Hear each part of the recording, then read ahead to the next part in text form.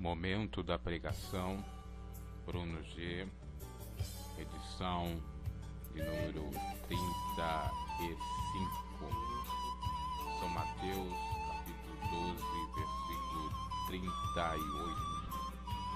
a seguir, até o 45, o milagre de Jonas. Então alguns dos escribas e dos fariseus tomaram a palavra dizendo: Mestre, quiséramos ver da tua parte algum sinal. Mas ele lhes respondeu e disse: Uma geração má e adúltera pede um sinal, porém não se lhe dará outro sinal senão do profeta Jonas. Pois como Jonas esteve 3 dias e 3 noites no ventre da baleia, assim estará o Filho do Homem 3 dias e 3 noites no seio da terra. Os ninivitas ressurgirão no juízo com esta geração e a condenarão, porque se arrependeram com a pregação de Jonas. Eis que está aqui quem é mais do que Jonas. A rainha do meio-dia se levantará no dia do juízo com esta geração e a condenará, porque veio dos confins da terra para ouvir a sabedoria de Salomão. E eis aqui que está quem é mais do que Salomão. E quando o espírito imundo tem saído do homem, anda por lugares áridos buscando repouso e não o encontra. Então diz: Voltarei para minha casa, de onde saí. E voltando achar desocupada, varrida e adornada. Então vai e leva consigo outros 7 espíritos piores do que ele. E entrando, habitam ali, e são os últimos atos deste homem piores do que os primeiros. Assim acontecerá também a esta geração má. Então os escribas e os fariseus possivelmente criam um pouco em Jesus, ou para testá-lo, disseram: Mestre, queremos algum sinal. E qual era o sinal que eles queriam? O sinal de que Jesus realmente fosse Filho de Deus, algo que comprovasse isso. E segundo a maioria dos religiosos, o que de fato cumpriria as profecias e seria um sinal de fato, seria se Jesus viesse para os libertar do jugo de Roma, para tirar eles da servidão romana. Jesus veio para além disso.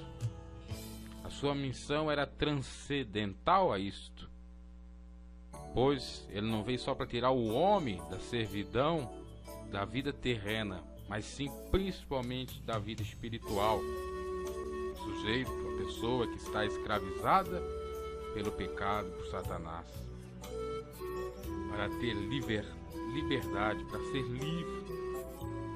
Liberdade esta que é advinda por meio da verdade que é Cristo. Conhecereis a verdade e a verdade vos libertará. Então, os fariseus, que estavam mais para a banda do ceticismo do que da crença, que estavam mais querendo ocasionar alguma impressão em Jesus, ou estava melhor dizendo, criando ocasião para ver se Jesus se equivocava, se atrapalhava no seu discurso, na sua fala, etc. Lançaram isso, dizendo que queriam um sinal. E quantos nos dias odiernos querem um sinal para ter a confirmação da existência de Deus, para ter a comprovação daquilo que a sua fé não os alcança. Ora, a fé é o firme fundamento das coisas que se esperam e a prova das coisas que se não veem. Não é necessário sinal, algo apalpável, para realmente justificar a nossa fé. Porque se temos fé, ela se dá exatamente pelo abstratismo, pelo abstrato, pelo algo impalpável, pela questão única de crer. Se crer, tudo é possível. Então, pouco importa o sinal. Muitos querem um sinal da vinda de Cristo. Jesus deixou dizendo: existiriam os princípios das dores. Muitos querem um sinal da confirmação de que Jesus seja Filho de Deus. Tem a sua palavra, já está escrito, seus servos estão pregando. Outros querem a confirmação da existência de Deus. Tem os servos de Deus, a natureza já revela a existência de Deus, a criação de Deus, e é para nos adorar, é para nós adorar o Senhor. Então, quantas pessoas pedem um sinal? Um sinal para ir para frente, um sinal para seguir avante, um sinal para mudar de vida, um sinal para mudar de área profissional. Muitos querem algo que lhes impulse, que venha lhes impulsionar para a mudança. Muitos querem o sinal para confirmar aquilo que já é óbvio. Não, precisa do misticismo do sinal. Precisa da alien, da sorte. Precisa da afirmação de um pastor, de um sacerdote, de um guru, de um mestre, de um médium, de um espiritualista. Porque elas não têm confiança nelas mesmas. Porque as pessoas não despertam o seu dom da fé, porque praticamente todos têm um dom da fé, mas não despertam. Precisam andar como parasitas, não têm autonomia para ir avante. Preciso de uma bengala, e a bengala é os amuletos, e a bengala é o discurso de charlatões, de espiritualistas. Por isso que as pessoas são enganadas, porque elas acreditam naquilo que a outra pessoa fala. É uma confirmação, é um sinal. E Jesus responde a essas pessoas dizendo: uma geração má e adúltera pede um sinal, porém não lhe será dado outro sinal senão do profeta Jonas. Obviamente que aqui no contexto Jesus está falando da sua morte e ressurreição. Que aqui no contexto Jesus está falando para os religiosos da época, mostrando que o sinal de Jonas representa exatamente a crença versus a não crença, ou o crédito ou credo versus o incrédulo. É isso. Mas, só for analisar de modo metafórico, simbólico, na realidade, Deus não dá nenhum sinal. O sinal já está aí. O sinal da vinda de Cristo. Ele veio na terra de corpo, de sangue, de ossos. Está aí evidenciado. Inclusive na história se prova que existia um homem chamado Jesus. Flávio José chega a descrever desse tal. O Jesus histórico, que muitos falam, existiu. Então esse já é o sinal.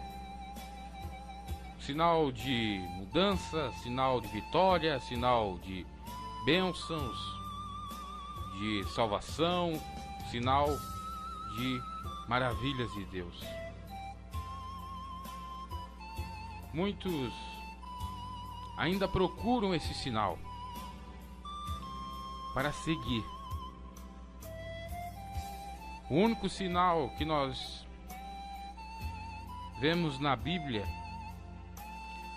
foi aquela estrela que norteou os magos a irem ver o menino Jesus.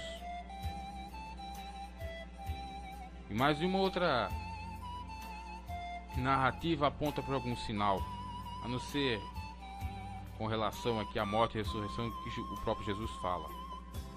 Estou falando no âmbito geral. Porque para seguir a Cristo ou crer em Deus não é necessário sinal. Mas Jesus disse que se não houvesse milagres ou maravilhas, como muitos iam alcançar a salvação? Se não houvesse a pregação da palavra, como a fé se despertaria? Do mesmo modo, se não houvesse os milagres, ok? Mas isso não é o sinal extraordinário que muitos pensam. Isso é apenas o óbvio, o trivial, feijão com arroz de Deus. Mas um outro sinal vai ser dado. Ele não vai se apresentar como ele é do nada, porque ele é imutável, vai seguir tudo que está de acordo com a palavra de Deus.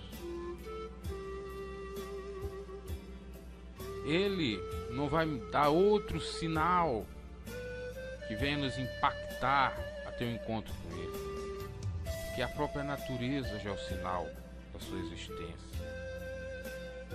Porque, como Jesus fala, é o sinal de Jonas para quem crer na palavra. Para quem não crê não faz sentido algum. Um homem foi carregado, engolido por uma baleia, ficou no ventre da baleia, esteve morto e reviveu.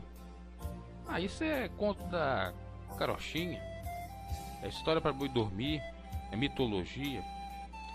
Então os que creem assim já não creem em Jesus, não creem nesse que para Jesus foi o maior sinal.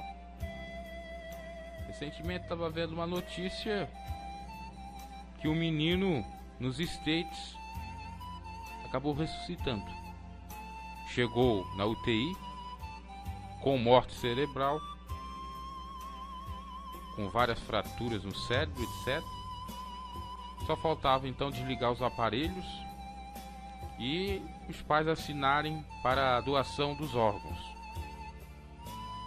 Só que em poucos instantes o extraordinário, o imponderável, o inexplicável aconteceu. O menino começou a reagir, a corresponder, e o cérebro voltou a funcionar. Depois de ter passado por vários outros processos e estar já praticamente curado, ressuscitado, o menino conta que ele estava caminhando por um campo tão lindo, maravilhoso, e que o que aconteceu com ele não foi o acaso, a circunstância, mas foi obra de Deus, porque ele viu. Esse, para muitos, é um sinal de prodígio, de maravilha, que o próprio Jesus disse: aqueles que creem em mim fariam obras maiores do que essa que fiz, e os sinais seguiriam aos que creem. Veja que o sinal, o prodígio, o milagre, as maravilhas, isso é comum acontecer. E o povo, vendo isso, ainda quer um sinal. Por isso que foi a resposta de Jesus até um pouco indignada, porque Jesus fazia milagres, maravilhas e prodígios, e a geração má e perversa, como ele disse, queria um sinal, mais do que aquele. E por isso que Jesus então disse que há um sinal maior que os sinais, prodígios e maravilha que estava vendo, a cura dos cegos, dos mudos, a ressurreição dos mortos, que era o simbolismo da passagem do profeta Jonas, o simbolismo do caso do profeta Jonas. E nós estamos aí, pleno século XXI, menino ressuscitado nos Estados Unidos, e o povo ainda não crê na existência de Deus. Acha que isso é fruto do acaso. Acha que é coisa normal da ciência que ela não sabe explicar e ponto final. Não existe o além. Como que outras crianças com a mesma fratura, com o mesmo problema, não alcançaram a dádiva e esse se alcançou? Acaso. É isso que eles pensam. Sorte. Não querem dar o merecimento a Deus, dar o mérito a Deus do milagre extraordinário que o menino recebeu. O menino dá, sua família dá, mas as pessoas que veem o milagre acabam desacreditando. Ah, mas outro fulano lá não alcançou. Existem situações e situações. Não quer dizer que Deus é obrigado a fazer sinais e prodígios e maravilhas para todo mundo. Tudo tem um propósito. Fosse assim, nem existia morte. Se Deus quisesse ressuscitar todo mundo, se Jesus agora, ou Deus, melhor dizendo, quisesse ressuscitar todos os mortos, os cemitérios, os sepulcros todos, ele ressuscita se ele quiser vir. Mas enquanto não é a sua hora, ele não vai fazer isso. Bem como ressuscitar as pessoas que estão morrendo, ou estão moribundas, ou já morreram alguns dias, algumas horas. Porque tudo tem um propósito, salvação, vida eterna. Jesus ressuscitava para mostrar que ele era o Filho de Deus e para que as pessoas crescem e aceitassem a ele, tivesse salvação, bênção, vitória. Então tudo há um propósito. E o que indigna Jesus aqui, nessa passagem, é o fato dos fariseus, dos escribas, dentre outros, está vendo os milagres, ainda não crê, ainda pediu um sinal. A incredulidade, o ceticismo deixa Jesus um pouco irritado. Por isso que ele disse: não será dado outro sinal senão do próprio profeta Jonas. Puxa vida, será que os milagres e as maravilhas não eram suficientes? Ah não, isso aí acontece de qualquer forma, é natural,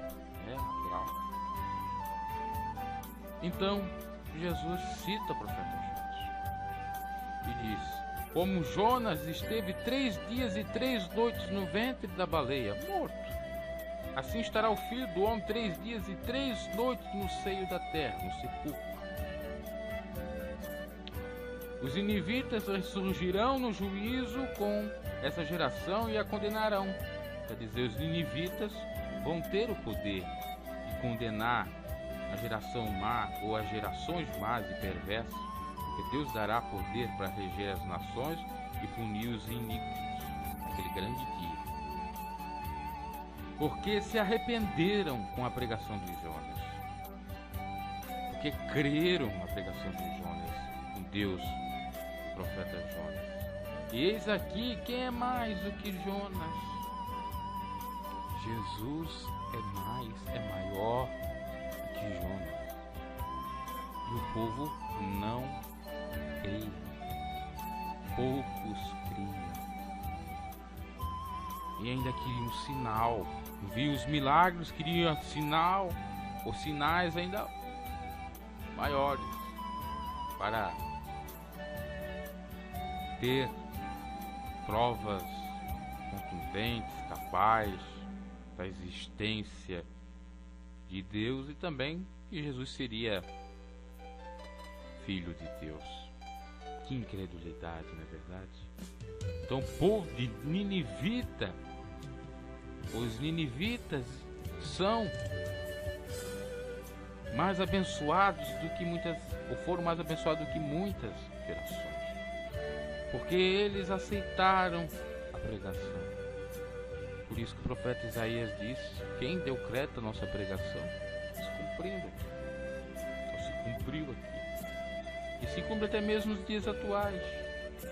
Quantos, vendo o milagre na sua cara, não creem em Jesus? Diz que Jesus não é o Messias. Querem um sinal extraordinário maior. Querem que Deus desça para eles. Querem ver a face de Deus. Se nem Moisés viu, quem é você para desejar ver? Não pelo fato de crer, ter a curiosidade de ver a cara de Deus porque crê, mas para tirar a sua dúvida. Ora, Deus se agrada de quem tem fé. Quem não tem fé desagrada a Deus, ele não vai se manifestar. E você nem vai ver ele quando? Ou falecer ou ser arrebatado. Então, o problema dos escribas e fariseus é o mesmo problema dos religiosos e dos religiosos dos dias atuais, que conhecem as Sagradas Escrituras, mas não crê nela totalmente. Conhecem as Sagradas Escrituras, conhecem as profecias, mas dizem que não vai se cumprir ou não tem se cumprido as profecias. Conhecem, deturpando-as. Isso é lamentável. Duro juízo é para os tais. Então, meus caros, o sinal do profeta Jonas é o maior. Jonas queria ir para Tarso, fugir da presença do Senhor, para não pregar, porque estava com medo de pregar para os ninivitas, pois eles eram um povo bárbaro, cruel, que matava os seus inimigos e faziam muralhas, ou da muralha, da fortaleza que realmente protegia a cidade, da cabeça desses inimigos. Então era um povo sanguinolento, terrível. Jonas pensou consigo: eu não vou lá porque eu vou ser morto. Não tinha ele fé, ou não conhecia ele Deus para fazer algo extraordinário. Então ele foi para Tarso. Chegando em determinado momento, começa a vir um vendaval, a tempestade, e o navio prestes a naufragar. Castigo da rebeldia. E quando Jonas então obedece à voz de Deus para que os tripulantes do navio não viessem falecer, ele é engolido pela baleia. Foi uma maneira pela qual Deus viu naquele momento para cumprir a missão. Da mesma forma, Deus, quando olhou para a terra, viu que não tinha nenhum justiquer, disse que consigo mesmo que era viável então enviar seu filho. O Verbo se transformou em carne para salvar os homens. Era viável porque era a única forma da sua obra ser propagada de fato, para que houvesse reconciliação entre o povo a ele, entre o povo e Deus. Por isso Jesus teve que passar tudo. Não foi, como ele pediu, afastar do cálice. E o cálice era exatamente o cálice da morte. Como Jonas não teve outra opção, teve que ser engolido pela baleia, Jesus também teve que ser morto, crucificado, ficado 3 dias no sepulcro da terra, para depois ressurgir, para depois então se completar a obra do Senhor, criando a igreja. Após Jesus ter ficado 40 dias e 40 noites, ele sobe aos céus, o Espírito Santo desce e a igreja primitiva é formada.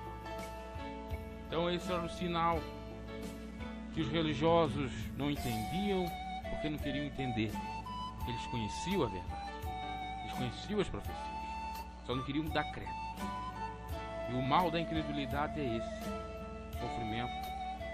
O mal da incredulidade é a vergonha, o opróbrio. O mal da incredulidade é, pior ainda, o inferno, em todos os sentidos, e principalmente aquele no lago de fogo. Porque Jonas teve que fazer aquilo que Deus mandou. E os ninivitas se arrependeram. Jesus fez aquilo que o Pai mandou, mas nem todos os seus judeus se arrependeram, conheceram ou aceitaram, melhor dizendo, Jesus como Filho de Deus. A rainha do meio-dia se levantará no dia do juízo com essa geração e a condenará, porque veio dos confins da terra para ouvir a sabedoria de Salomão. E eis aqui, ou eis que está aqui, quem é mais do que Salomão? A rainha de Sabá veio dos confins da terra ver a notável sabedoria do rei Salomão, seu poder, a sua riqueza, ficar maravilhada com tudo. E Jesus é maior do que Salomão. Está ali o homem mais sábio, está ali o profeta maior. E mesmo assim, ninguém lhe deu atenção, lhe deu apreço. A rainha e outras autoridades foram ver a sabedoria e as riquezas do rei Salomão, mas poucos foram ver a sabedoria de Cristo, ou aceitá-la, bem como a sua riqueza, que não era material como a de Salomão, mas sim espiritual. Negaram, possivelmente por conta disso. Mas a sabedoria ali estava. Sabedoria essa comprovada, inclusive por alguns religiosos, ao verem o menino Jesus, ou o pré-adolescente Jesus, com 12 anos, pregando no templo. Uma sabedoria que espantava muitos, faziam com que pessoas ficavam admiradas da sabedoria. Mas, mesmo assim, poucos aceitaram. É lastimável. O povo dá mais valor a Salomão, ao sábio Salomão, aos cantares de Salomão, a Eclesiastes, a Provérbios de Salomão, não a Jesus. É terrível. O povo dá valor a Jonas, crer no profeta Jonas, no que ocorreu, o episódio, e não crê em Jesus. É lastimável. Estou falando de judeus. Aqui, claro, Jesus cita dois personagens bíblicos da Tanar, do Velho Testamento: Jonas e Salomão. E o povo ainda acha que Jesus não é filho de Deus. Ele está se fazendo. Eu digo já no presente porque existem muitos judeus que assim ainda pensam. Lastimável. Inclusive eu estava vendo recentemente um se manifestando no YouTube, se convertendo ao judaísmo, deixando o cristianismo de lado, deixando o Cristo de lado, dizendo que Jesus não é mais o Messias, nunca foi o Messias, que ele estava equivocado. Então essa palavra ele deve ter rasgado do Novo Testamento. Ah, foi adulterada. Tudo foi adulterado. Tudo que os judeus falam, inclusive dizendo que o corpo de Jesus fora tirado do sepulcro, que ele não ressuscitou coisa nenhuma, isso até está descrito na palavra de Deus. Então você vai acreditar nisso? Você daria ouvidos ao inimigo? Se você dá ouvidos ao inimigo, então você nunca deu ouvidos à voz de Deus. Nós temos que dar ouvidos ao que fala o Espírito de Deus às igrejas. Então, meus caros, antes de pedirmos um sinal, vamos olhar com atenção as coisas que estão em nossa volta, para ver se os sinais já não estão evidentes, já estão ali bem patentes, visíveis nos nossos olhos, basta nós queremos fazer a nossa parte. Antes de nós queremos algo extraordinário, uma revelação, um sonho profético, vamos observar em nossa volta tudo que está. Vamos olhar para o macro, deixar de olhar para o micro. Agora há pouco eu estava caminhando, estava pensando na questão do macro e do micro, do microcósmico e do macrocósmico. O microcósmico seria, na minha percepção, o mundo artificial. Os prédios, as casas, as ruas, as cidades e até mesmo as pessoas, principalmente aquelas que vivem no ceticismo. E o macrocósmico ou o grande mundo e o pequeno mundo, né? Para traduzir o que significa essas palavras, seria exatamente esse lugar oculto, entre aspas, inacessível. Os céus, as estrelas, as galáxias, os planetas, o infinito, Deus, o mundo espiritual. Isso é o macrocosmo. E a gente está acostumado a ponta de estar na vida terrena, no plano terreno, a se preocupar mais com o microcósmico do que com o macro. Dar valor às coisas tão fúteis, irrelevantes, passageiras, efêmeras, do que as coisas que de fato valem a pena. Ficamos afadigados que nem Marta e esquecemos de dar valor que nem Maria, a voz do macrocósmico, que é o próprio Deus e a palavra dele. Se nós olharmos para o céu, faça essa reflexão, medite, faça isso na prática, caminhe, ou em qualquer lugar que você esteja, olhe para o céu, olhe para a terra. Você tem problemas? Olhe para o céu. Você verá quem de fato você é. Nada, nada absolutamente. Um verme talvez. Só você olha para a dimensão do céu. Você vê ao quão longe você está de galáxias, de planetas, a anos e anos-luz de distância. É incalculável, pelo fato de ser infinito, incontável. Então você para e pense. Às vezes você acha que todos são melhores do que você, e você não é nada. De fato você não é nada. Mas todos assim não são nada. Mais do que vencedor. E é bom você fazer essa terapia reflexiva para você pensar que você tem um grande Deus para lhe ajudar. Você tem um maior sinal que é este. E que você pode vencer todas as barreiras e dificuldades, porque esse mundinho aqui é muito pequenininho, é muito mesquinho. As pessoas acham que tem poder porque tem um baita de um prédio, tem apartamentos, tem casas, são povo de rico. Isso aqui é o microcosmo. Você tem que ficar rico do macrocosmo. E para ficar rico do macrocosmo cósmico, é aceitando Jesus. E aí se cumpre aquilo que Jesus pediu, para juntar tesouros nos céus e não na terra. Porque o verdadeiro tesouro está lá em cima, no alto. Por mais que muitos dizem que não seja exatamente lá no alto, mas simbolicamente é no alto. Então pensamos nesse sentido, meus caras. Antes você queria dizer, eu quero um sinal aqui, eu quero um sinal se eu vou casar, eu quero um sinal se eu vou prosperar, eu quero um sinal se eu vou fazer. Vá, creia, esforça-te no bom que eu serei contigo.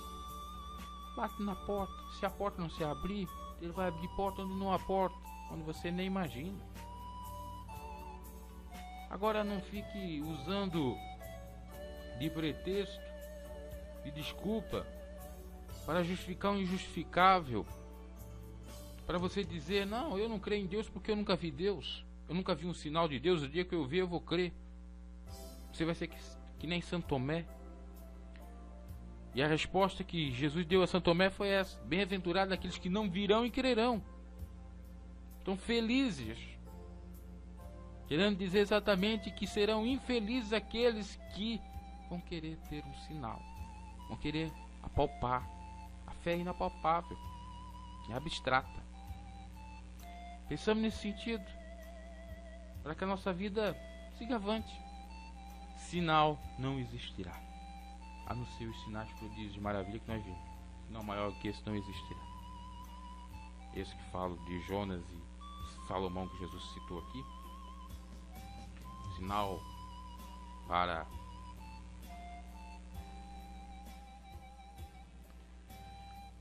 fazermos mudar de rota, qualquer outra coisa. Dificilmente, diria que. Eu digo dificilmente porque possibilidades há, querendo Deus, mas dá a entender que não. Jesus chegou a dizer, com relação à sua vinda, que o povo queria um sinal, que o povo, melhor dizendo, sabe prever o tempo, mas não sabe prever aquele dia. Mais ou menos nesse sentido. Quer dizer, o povo sabe o óbvio. O pedir um sinal é mais uma estutícia do que qualquer outra coisa. Então, que pedimos um sinal, vamos observar e aceitar os sinais que estão à nossa volta. E quando o espírito imundo tem saído do homem, anda por lugares áridos, secos, buscando repouso e não encontra. Aqui possivelmente Jesus está falando de demônios, espíritos imundos, que saem do homem, são expulsados do homem e da mulher, procuram lugares para habitar, buscando repouso e não encontram. Então diz: voltarei para a minha casa de onde saí. E voltando, achando-a desocupada, varrida e adornada, então vá e leva consigo outros 7 espíritos pior do que ele. E entrando, habitam ali. E são os últimos atos desse homem pior do que os primeiros. Assim acontecerá também essa geração má. Veja que aqui Jesus não está só falando de demônios. E não está falando para pessoas que possivelmente não tenham abraçado a fé ainda, ou que tenham e são neófitas. Está falando com religiosos, escribas e fariseus. Por quê? Esse é o contexto da passagem. Então ele diz que o espírito imundo, quando sai do homem, ele vai buscar repouso. Se não encontra nenhuma outra pessoa, ele vai lá examinar se aquela pessoa está com a sua casa límpida, sua casa vazia, esperando algum hóspede. E esse espírito imundo, inclusive, nem se importa se está esperando ou não o hóspede. Estando tudo preparado, ele invade. Então ele vai lá, chama outros com ele, mais 7 espíritos pior do que ele, e ali habitam. São os últimos atos desse homem pior do que os primeiros. Por que são os últimos atos piores do que o primeiro? Porque aqui, no caso em tela, os religiosos não estavam recebendo Jesus. Criam pela metade. Por mais que vissem os sinais, duvidavam. Por mais que onde fossem suas vidas, demônio do ceticismo, da incredulidade, ele voltava porque a sua casa não estava ocupada pelo Espírito Santo ou por Jesus, pela doutrina de Jesus, porque ainda permanecia o ceticismo, a descrença. Isso é o mal. Quantos religiosos estão nesse estado? Pelo fato deles não considerar de fato a doutrina de Cristo. Amar a Deus sobre todas as coisas, próximo a si mesmo, reconhecer Ele como Filho de Deus. Quantas pessoas que estão vazias de Deus. O inimigo trabalha. E o inimigo trabalhava na vida dos fariseus e dos escribas para deturpar a palavra, para impedir aqueles que queriam aceitar a Jesus, para propagar o falso evangelho, para propagar a hipocrisia, o evangelho maldito, anátema. E por isso que a tirada de um demônio ou de um espírito imundo e a vinda de mais 7 fazia com que realmente esses fariseus, esses escribas, fossem pior do que eram antes. E principalmente após a vinda de Cristo, vendo os sinais, as maravilhas, realmente eles estavam possessos de raiva, de ira, possessos de tudo que não presta. Se nós formos fazer aqui um simbolismo, uma metáfora com o número 7, com espíritos imundos, podemos entender também de uma outra forma. Esse espírito imundo volta e traz consigo mais 7 espíritos piores do que ele. A palavra 7 quer dizer perfeição, quer dizer descanso, quer dizer também um número de Deus. No entanto, esses 7, por ser espíritos piores e não os 7, por exemplo, que fala lá em Apocalipse, Espírito de Deus, que seria o Espírito de Deus perfeito, não necessariamente 7 Espíritos de Deus. Aqui pode significar os 7 Espíritos de fato, mas também simbolicamente, seria a perfeição do mal, seria o mal por completo. Se formos considerar com mais um, o 8, então seria o mal na milionésima potência, porque o 8 extrapola o número de Deus. O 6 seria do homem, o 7º de Deus e o 8º dia, que seria?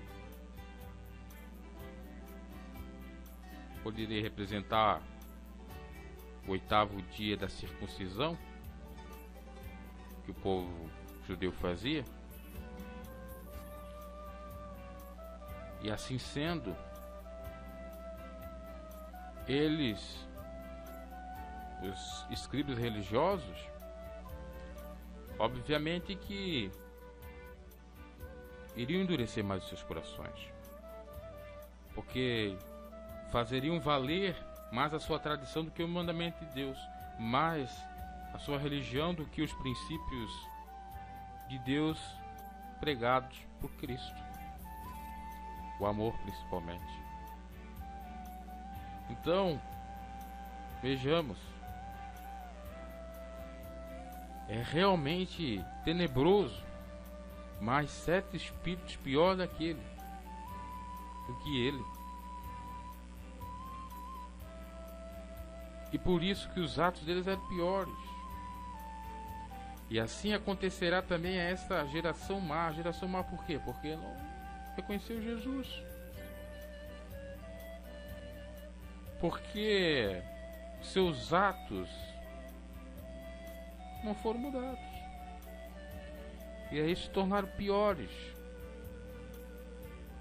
Por que se tornaram piores? Porque aconteceu uma série de catástrofes. Após a morte de Cristo, o templo, na década de 70 depois de Cristo, o templo de Jerusalém foi destruído, Israel foi cativo. A nação de Israel ainda sofre até hoje,